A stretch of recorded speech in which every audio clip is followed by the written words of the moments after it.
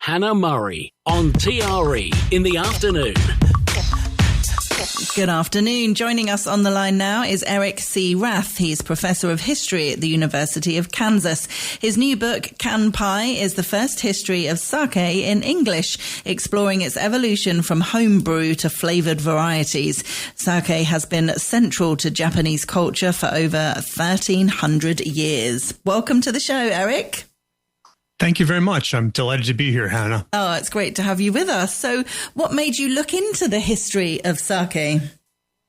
Well, I've been studying Japanese food culture for 25 years and lived in Japan. And of course, you can't study Japanese food without running into sake. And sake is the national traditional alcoholic beverage. Recently received UNESCO intangible heritage status. So it's important. It's essential. It's central to Japanese culture, and it's certainly food culture.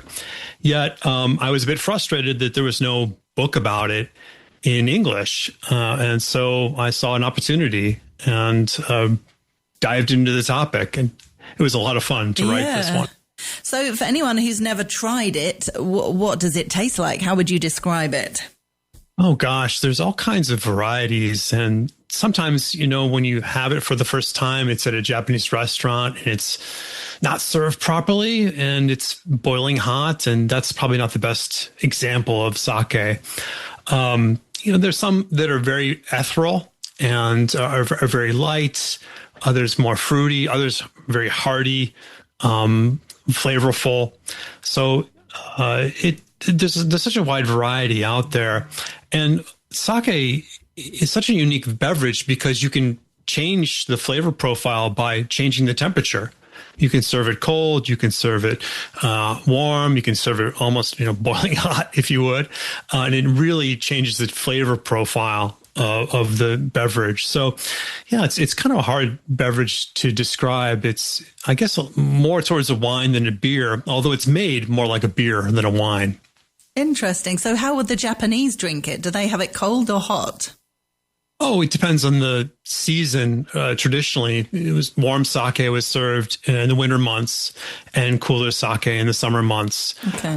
But generally, the higher end sake, you serve those cold, and maybe the lower end ones you serve warm. But there's such great variety, and personal taste preferences come in. So it's hard to speak. I learned something about sake recently I can't remember now, 6 months ago, a year ago or something. A friend of mine who's American and was living out in Japan and teaching out there.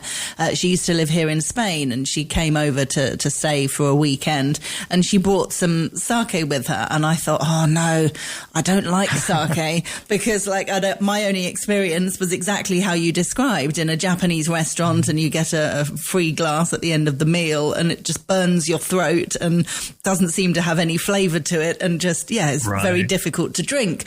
And she said, oh, no, these aren't like that. You can get different flavors. And I said, I had no idea you could get different flavors. I just thought sake was like vodka, that was just clear and didn't necessarily have different flavors to it. So, I tried this. It was still strong, but it had a sort of lemony flavor to it. And it was delicious. Yeah, sometimes the brewers can do that just by their mastery of the art of brewing, but other times, like in the United States, flavored sake has been introduced and it seems to be quite popular. People add strawberries and coconut coffee, all kinds of things to sake. Yeah, interesting. So do the Japanese not do that then? Do they just have their traditional?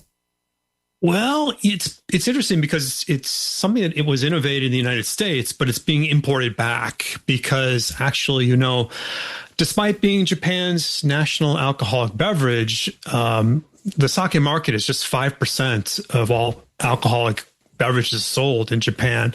And that's a real problem for sake brewers. So they're doing all they can to try to, expand the market. So some are experimenting with that kind of thing. They're adding carbonated sake. They're doing low alcohol